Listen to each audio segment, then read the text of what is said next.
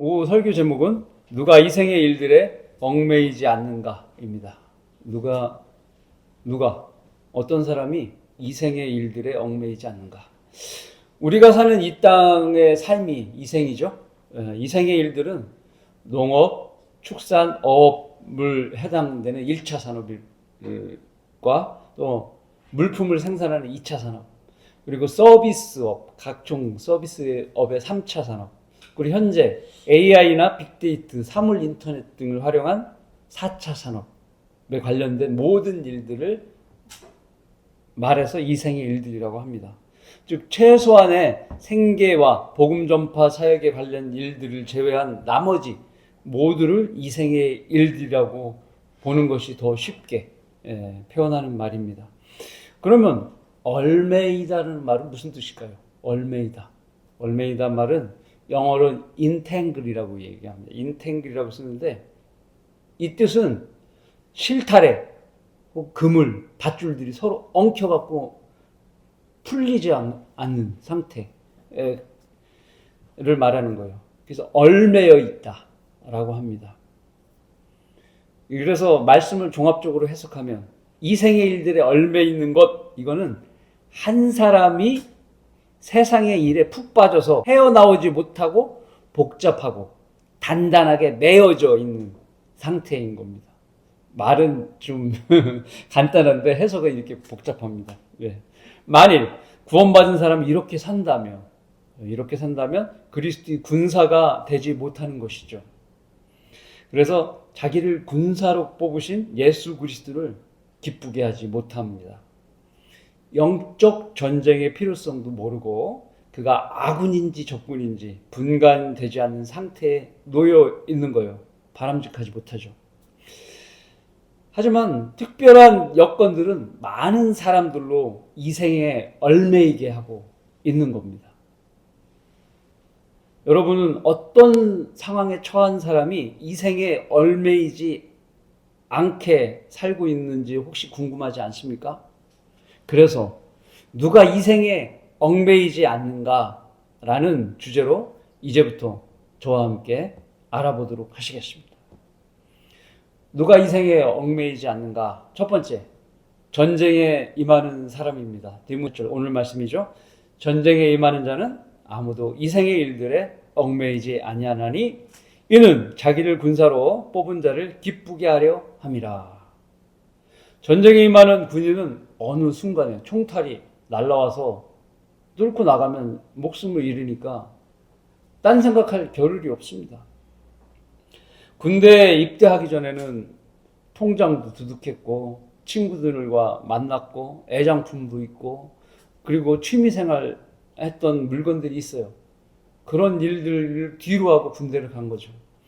하지만 전쟁터에서 하루 종일 전쟁이 일어나는데 그런 것에 신경 쓸 겨를이 없는 것이죠. 수많은 전투의 승리와 또 자신의 목숨 보존에 더 관심이 있는 겁니다. 1968년 5월에 베트남 정글에서 고립된 아군 정찰대원들을 구출하기 위한 헬리콥터가 미국 군인을 구출하기 위한 미군 헬리콥터가 투입됐습니다. 헬기에서 내려 부상자들을 수습하던 베나비데스 군인은 총탄과 수리탄 파편에 맞아 여러 부위에 중상을 입었어요. 심각한 상태였어요. 그런데 그는 그것을 포기하지 않고 6시간 동안 적진에서 사투를 벌이며 끝내 전원을 구출하여 헬기를 태워갖고 다시 본국으로 데리고 왔습니다. 아군 기지로 데리고 온 거죠. 그렇게 해서 탈출에 성공했어요. 그가 기적적으로 살아 돌아왔을 때 부대 지휘관은 그의 영적 행동을 기리는 최고의 무궁훈장을 상부에 내려달라고 신청을 한 겁니다. 그런데 그 당시 목격자들의 공식적인 증언이 부족하다는 이유로 훈장이 반려됐어요. 보류됐어요. 이후로 시간이 한참 지났죠. 그래서 1973년 당시 부대장이었던 랄프 파라 대령이 암투병 중이라는 소식이 전해졌는데 그 상사였어요. 아까 그 베나비데스 이분의 상사였단 말이에요. 사령관. 근데 죽음이 닥친 거죠.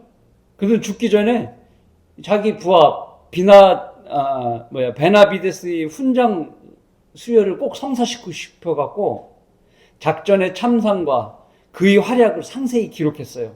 그리고 미 육군에게 다시 청원을 했죠. 결국 그 비나데스는 1981년 로널드 레이건 대통령으로부터 명예훈장을 받게 됩니다. 자신을 군사로 뽑은 상관을 기쁘게 한 증거를 가진 군사에게 상을 내린 거죠. 자기가 죽기 전에 끝까지. 그리스도인 또한 자신을 군사로 뽑으신 만왕의 왕, 만주의 주이신 예수 그리스도를 기쁘게 해야 합니다. 우리의 전투는 영적인 전투입니다. 마귀에게 속박되어 있는 자들을 놓아주려고 주님께서는 육신의 몸으로 오셔서 죽음을 이기시고 죽음의 세력을 이기신 겁니다. 당연히 우리는 주님의 뒤를 따라야 하는 것이죠. 마귀의 속박에 묶여 있는 자들을 놓아주는 것이 주님의 뜻이고 우리의 임무인 겁니다. 이 생의 일들은 부업이에요. 부업. 조금만 관심을 둘 사항이지 얽매여 살아야 될 필요는 없는 겁니다. 특히나 사역자로 부름을 받은 사람은 영적 군사로서 더욱 투철하게 이 세상의 일에 얽매여서는 안 되는 겁니다. 영적 전투의 상대, 첫 번째 그 주적을 분명히 해야 되죠. 주적이 누군지 알아야 돼요. 주적과 대항해서 전투를 벌이는 것이기 때문에 당연히 우리의 주적은 대적 마귀와 그의 세력입니다. 여러분 군사이기 때문에 주적을 명확하게 해야 되는 겁니다. 현재 이런 상황에서도 우리가 매 생활을 하면서도 그 주적은 항상 우리를 공격해요. 특별히 성경대로 믿는 사람들에게는 수많은 사격이 이루어지는 거예요. 그것을 항상 깨워서 인식해야 됩니다. 그래서 우리는 마귀에게 대항해야 하는 겁니다. 이는 우리의 싸움이 혈과 육에 대항하는 것이 아니라 정사들과 권세들과 이 세상의 어둠의 주관자들과 높은 곳에 있는 영적 악에 대항하는 것이기 때문이다. 에베소서 6장 12절의 말씀입니다. 우리가 살고 있는 이 세상의 제도는 누가 만들었죠? 누가 주관하죠? 마귀인 겁니다. 이 악한 세력이 주도하고 있고 그의 통치 아래 각종 문화, 교육, 종교, 정치, 경제제도 이런 모든 것들이 그의 손에 의해서 관할이 되는 겁니다. 하나님과 예수 그리스도의 복음을 알지 못하고 순종치 못하도록 방해하는 겁니다. 결국 죽음의 노예로 지옥에까지 끌려가도록 만드는 거예요. 자기 자식들을. 여러분도 구원받기 전에 하나님 아들 되기 전에 바로 마귀의 자식이었지 않습니까? 하마터면 큰일 날 뻔했죠. 하지만 수많은 복음의 전사들은 자신의 생명까지도 아끼지 않고 그들의 혼을 건지기 위해 최전선에 투입되었습니다.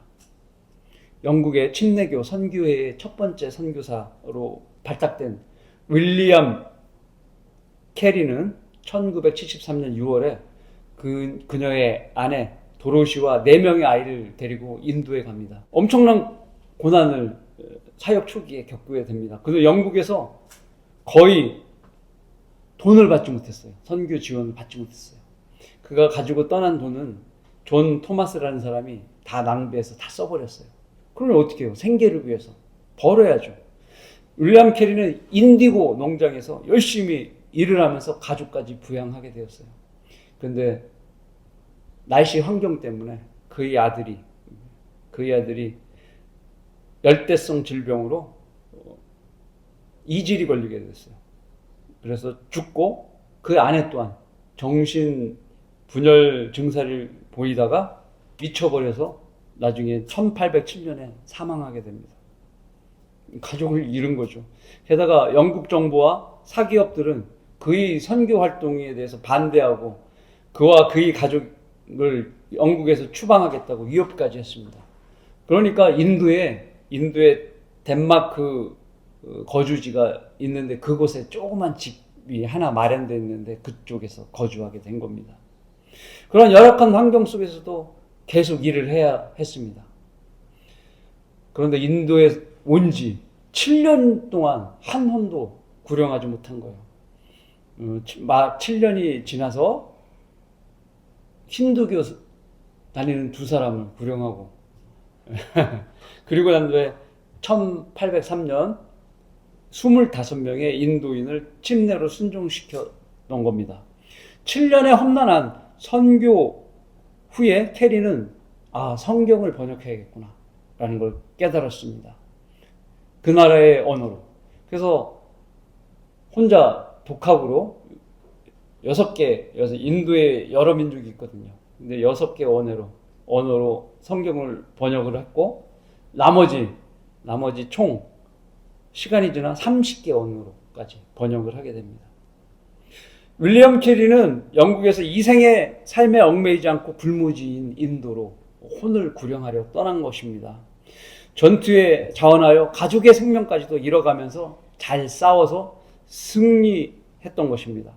복음의 군사로서 이생에 얽매이지 않는 사람에게 주님으로부터 상이 주어지는 것입니다. 이런 상에 얽매이는 삶이 그리스도인에겐 잘 사는 삶인 것이죠. 자, 누가 이 생에 얽매이지 않는가? 두 번째, 재난의 때, 재앙의 때에 사는 사람이 이 생에 얽매이지 않습니다. 잠언 1장 27절입니다. 이는 너희 두려움이 멸망같이 이르고 너희 재앙이 회오리 바람처럼 닥칠 때요 고난과 고통이 너희에게 임할 때라. 하나님께서 이스라엘 백성에게 죄에서 돌이키라고 책망을 하시고 그들에게 선지자를 통해서 알려주셨어요. 아무도 듣지 않고 무시해버렸죠. 그래서 주님은 그들에게 닥칠 재앙을 거두시지 않으셨습니다. 이런 재앙들이 닥칠 때 고통과 고난이 따르죠. 그 재앙에서 어떻게 해요? 자기 생명을 건지기 위해 이생의 일에 힘쓸 수가 없는 거예요. 누가 이생의 일을 신경 쓰겠습니까? 전쟁의 때와 똑같은 거죠. 어디 그런지 한 재난의 역사를 한번 보겠습니다. 1995년 고베 대지진이 있었습니다. 그들이 거주하는 목조주택, 일본은 대부분 목조주택이에요. 그리고 그 주택들이 건물들이 낡았습니다. 그래서 큰 지진이 일어났을 때 순식간에 무너졌던 것입니다. 자동차가 다니는 도로는 파손되고 금이 가고 주차했던 차들도 떨어지고 또 부서졌으므로 전기는 합선이 일어났고 불이 났습니다. 또 가스관이 파열돼서 곳곳에서 화재가 일어났습니다.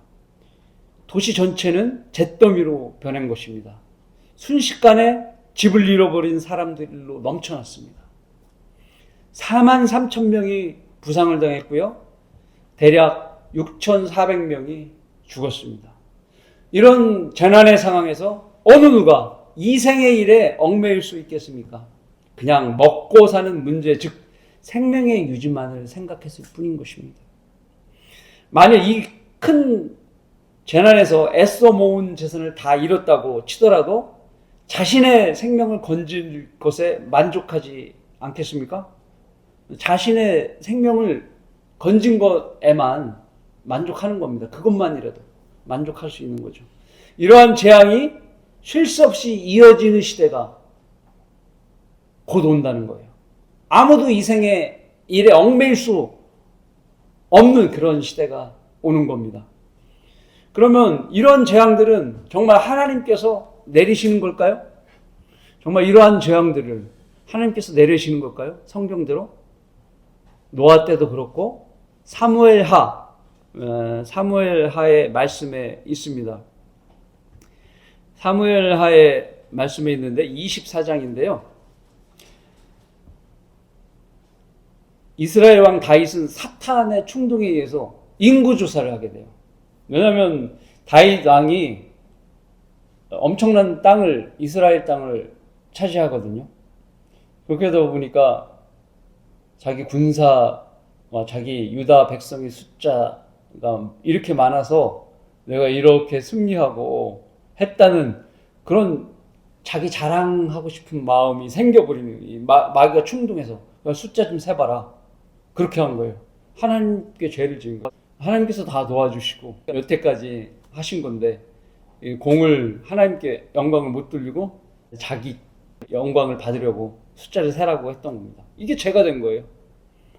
큰 죄가 돼서 하나님께서는 선지자 갓을 보내게 됩니다. 다윗에게. 그래서 갓이 다윗에게 이런 말을 합니다. 갓이 다윗에게 와서 그에게 고하여 말하길, 왕께 곧 왕의 나라에 7년간 기근이 오게 하리까? 첫 번째는 7년간 기근이고, 아니면 왕의 원수가 왕을 추격하는 동안 그들 앞에서 3개월간 도망하시겠나이까? 전쟁이죠. 아니면 왕의 나라에 3일 동안 전염병이 있게 하리까? 다윗은 이걸 택한 겁니다. 3일이니까요. 이제 나를 보내신 분께 내가 무엇으로 답변해야 할지 생각해 보소서 하니, 여기까지 24장 13절 말씀이에요. 하나님께서는 이스라엘 땅에 내리시는 재앙의 내용을 너무도 구체적으로 제시한 겁니다. 첫 번째, 7년의 기근은 어땠습니까? 비가 오지 않죠. 병충해가 만연하죠. 추수할 곡식이 없어져요. 그러니까 동물들도 먹을 게 없으니까 숫자가 줄어요. 사람들도 죽죠. 먹을 게 없으니까, 기근이 오면. 두 번째는 3개월 동안 적에게 쫓기는 전쟁입니다. 3개월 동안 적에게 쫓기는 전쟁. 하나님께서는 원수를 충동시켜 전쟁을 만드시는 분이에요. 구약의 재판관기 때 그들이 하나님의 말씀을 버리고 우상을 숭배하는 바람에 하나님께서 이방 민족에게 그 나라를 넘기잖아요. 전쟁을 통해 넘기게 되는 겁니다. 그래서 노예로 40년 동안 생활하다가 다시 재판관을 일으켜서 회복시켰다가 또 몇십 년 살다가 또 배교하니까 또 하나님께서 또 다른 이방 민족을 들여와서 또 그들의 노예로 삼고, 이걸 수없이 반복한 거예요. 세 번째, 3일 동안 전염병입니다. 그런데 3일 동안 7만 명의 사람들이 죽어나가죠. 이러한 재앙들이 있는 동안에 누구든지 생존 이외에 어떤 일도 할 수 없습니다. 그런데 곧 찾아오는 재앙의 날들이 있다는 것이, 우리 이 현 시점에 곧 그 재앙의 날들이 찾아온다는 것이 현실이에요. 바로 7년간 있을 재앙의 날입니다. 쉴 틈이 없어요. 이는 그때 대환란이 있으리니 그와 같은 것이 세상이 시작된 이후로 지금까지 없었으며 또 결코 없을 것이기 때문이라. 마태복음 24장 21절의 말씀입니다. 이 시기는 재난이 집중되는 시기예요. 오늘 점심때도 그렇지만 소나기가 한꺼번에 쏟아지잖아요. 재앙이 7년이라는 시간 동안 쏟아붓는 거예요. 무서운 시기죠. 눈코 뜰 수 없어요. 요한계시록에 따르면 쉽게 7재난이 이어지는 시기입니다. 극심한 기근이 오죠. 나라와 나라들 간에 수없는 전쟁이 일어나죠. 독재 권력자들이 수많은 사람을 학살하죠. 적그리스도 표 안 받는다고. 진도 9 이상을 훌쩍 넘는 지진들이 여기저기서 일어나죠. 하늘에선 피가 섞인 우박과 불이 쏟아지죠. 마실 물이 없을 정도로 물이 피로 변하죠. 하늘에선 유성들이 떨어지고 해와 달이 30%나 빛을 잃어 작물이 성장하지 못하죠. 문둥병과 같은 피부병이 사람들 사이에 널리 퍼지죠. 외계에서 온 희귀한 곤충들이 사람들을 공격하죠. 볼링공만한 우박이 떨어지죠. 재앙들이 이 땅에 그렇게 이어지는 것입니다. 무서운 겁니다. 그런데 이상의 일을 얽매여 살 수 있겠습니까? 목숨 건지기 위해 살아야 되는 거죠. 이런 아수라장에서 누가 주식을 투자하고 헬스클럽 다니고 골프 치고 입시 공부하고 전문 직업인이 되려고 노력하고 세일즈맨, 각종 자영업을 할 수 있겠습니까?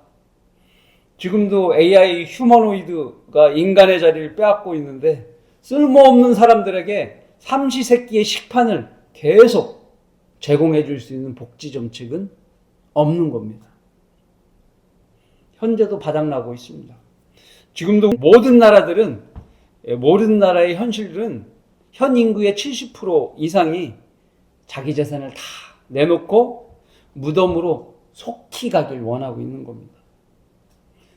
성경적으로 이 세상의 신인 마귀가 자기 때가 얼마 남지 않은 것을 알고 그들을 빨리 지옥에 떨어지게 만들 것을 노리고 있는 거예요. 그걸 눈치채야 하는 겁니다.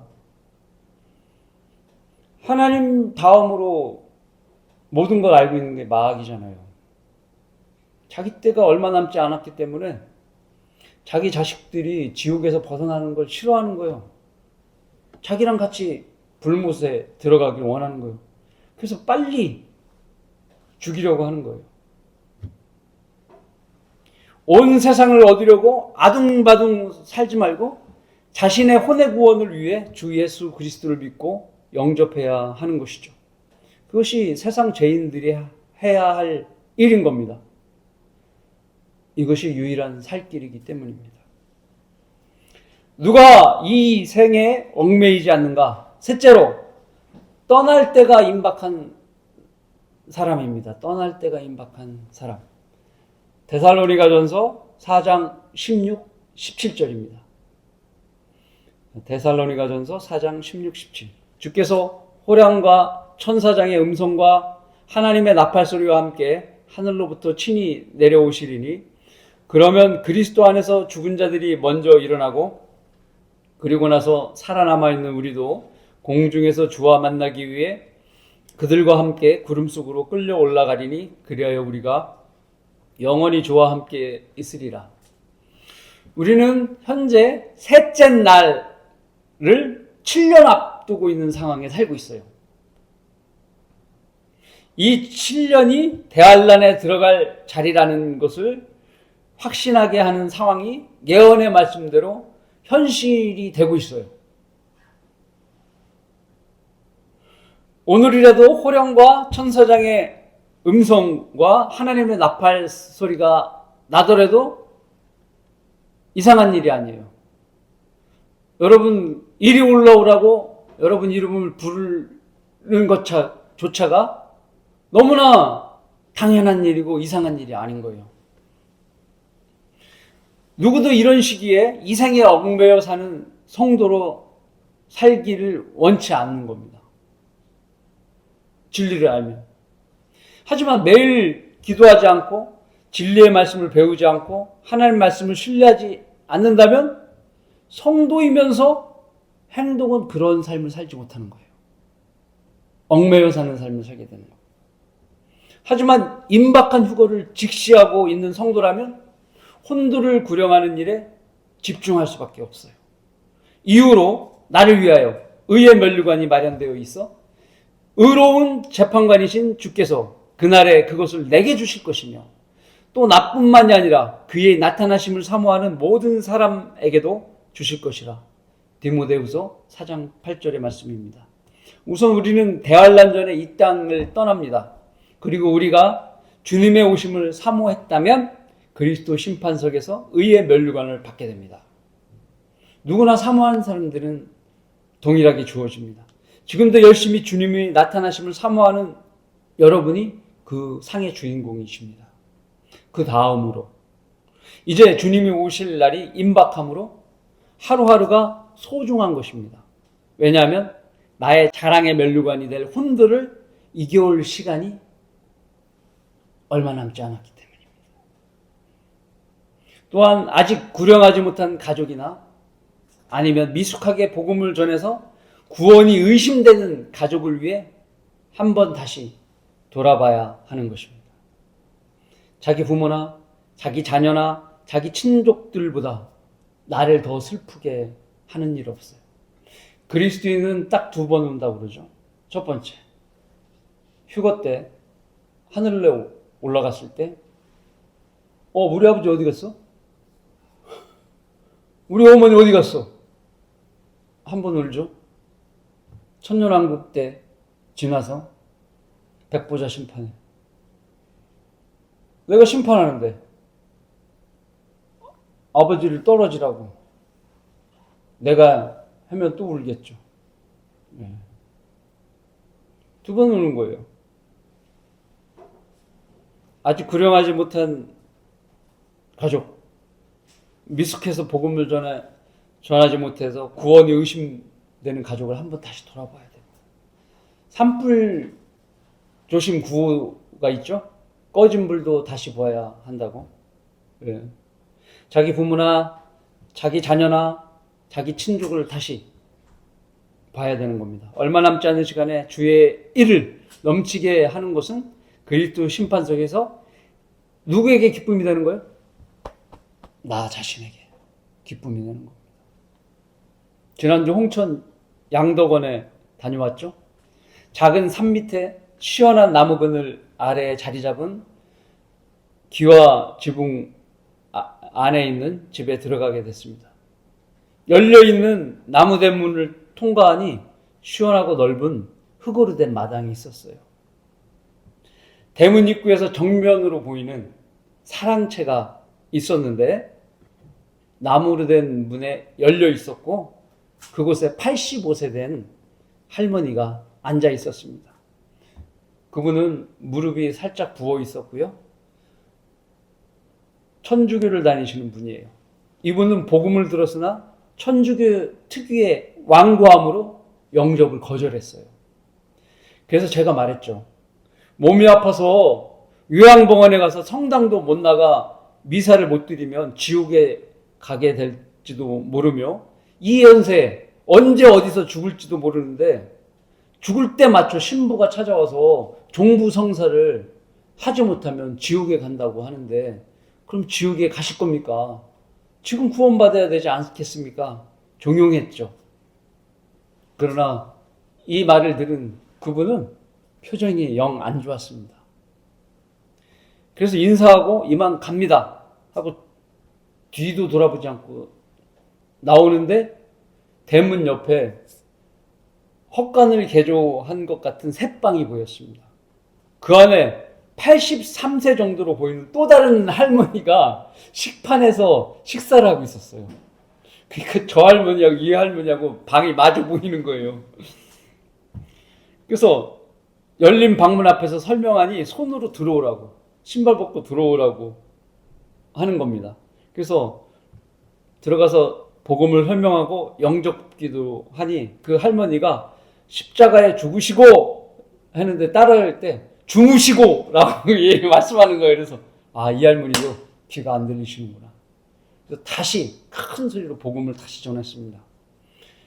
그리고 영접기도도 큰 소리로 하게 했어요. 그래서 구원 받으셨어요. 오늘 죽어도 하늘나라 가십니다 하고 신발 신고 딱 나왔습니다. 그런데 마주보고 있는 방에 있는 이전에 그 할머니가 얼굴 모양이 많이 변해 있는 거예요. 나도 좀 해줘라는 표정인 거예요. 그래서 얼른 다시 갔어요. 그러니까 그 할머니가 자기한테도 자기 방에 신발 벗고 들어오라는 거예요. 가까이 와서 해달라는 거예요. 친구가 구원받으니까 셈이 난 거예요. 그래서 저는 신발을 벗고 들어가서 복음을 설명했죠. 설명을 잘 설명해드리고 영접기도 아주 크게 또박또박 영접기도를 따라 하셨습니다. 근데 그 모친 옷을 듣는 차단스가 있는데요. 단스 밑에 맨 아래 서랍에 돈을 두시나 봐. 근데 막 꺼내려고 이거 그냥 빈손으로 가면 안 된다고 이거 좀 올려드려야 된다고 이거 감사해서 올려드려야 된다고 그래서 아닙니다. 하나님은 구원의 선물을 주시는 것이지 대가로 주시는 건 아닙니다 하고 거절하고 나오게 됐습니다. 하나님께서 이렇게 특별한 간증을 준비하시고 저로 그 집에 찾아가게 하시고 한 번에 2명의 혼을 이겨오게 하셨습니다. 하나님께 모든 영광 돌립니다. 이 두 분도 곧 있으면 온갖 재앙들이 시작되는 대환란을 애석하게 못 보게 됩니다. 하늘로 끌려 올라가서 영원토록 주 예수 그리스도를 섬기게 되죠. 죽지 않는 특권을 누리게 되십니다. 더 추가해서 말씀드리면 금으로 된 내 집이 있는 도성에서 33세 청년의 모습으로 사실 것입니다. 결론을 맺습니다. 아직도 하나님의 말씀이 믿겨지지 않아서 믿지 못하시는 분이라면 뜨거운 불의 맛을 봐야 정신을 차리게 될 것입니다. 자그만치 2000도가 넘는 불로 온몸을 에워싸며 태우는 것과 같습니다. 여러분도 보셨을지 모르지만 마치 어떤 정신 나간 사람이 자신의 몸에 신나를 뿌리고 라이터 불을 땡겨서 태우는데 그 엄청난 고통을 감당하지 못해서 뛰어다니면서 발광하는 것과 같습니다. 조금 있으면 죽겠죠. 그러나 혼은 죽지 않잖아요. 그 타는 불에 누가 지속적으로 신나를 부어주면 영원토록 타겠죠. 영원토록 고통받는 겁니다. 여러분 상상을 해보세요. 그것이 지옥이에요. 계속 타는 게 지옥이에요. 영원토록 신나가 부어져서 혼이 견딜 수 없는 고통에 발광하면서 소리치는 거예요. 영원토록 말이죠. 그곳에는 그들의 벌레도 죽지 않고 불도 꺼지지 아니하느니라. 모든 사람이 불로 소금치듯함을 받을 것이며 모든 재물이 소금으로 소금치듯함을 받으리라. 마가복음 9장 48, 49절입니다. 이스라엘 사회의 소돔과 고모라가 불로 소금치듯 심판을 받았던 곳입니다. 사람들의 눈에 보이게 천년왕국 때는 땅 위에 불못이 생깁니다. 이제 이 생의 일에 얽매이는 사람이 되어서는 안 됩니다. 세상의 형체는 사라져가기 때문입니다. 구원받지 않은 사람은 어서 서둘러야 합니다. 내일이 마지막일 수도 있습니다. 우리는 손에 잡히게 다가온 그날을 두려워하지 않습니다. 다만 사모할 뿐입니다. 왜죠? 우리 안에는 그리스도의 사랑이 셋째 하늘을 갈망하고 있고 잃어버린 혼들을 갈망하고 있기 때문입니다. 이 세상의 미련에 더 이상 얽매이지 않고 언제라도 호련히 떠날 수 있도록 준비된 여러분 모두가 되시길 바라겠습니다. 만시지탄 하지 말고 늦기 전에 구원받아야 합니다. 주를 영접해야 되는 거예요. 하나님이신 예수 그리스도께서 당신의 모든 죄를 위해서 갈보리 십자가 위에서 피로 죄값을 대신하시고 죽으셨다 부활하셨습니다.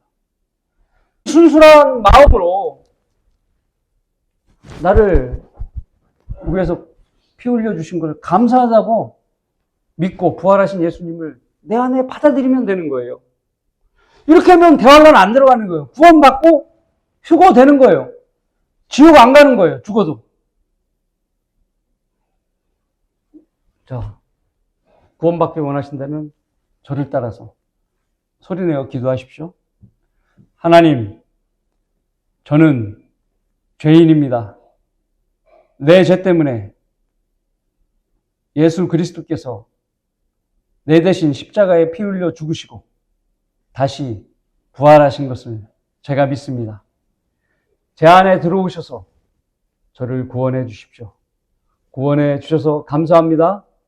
주 예수 그리스도의 이름으로 기도드렸습니다. 아멘.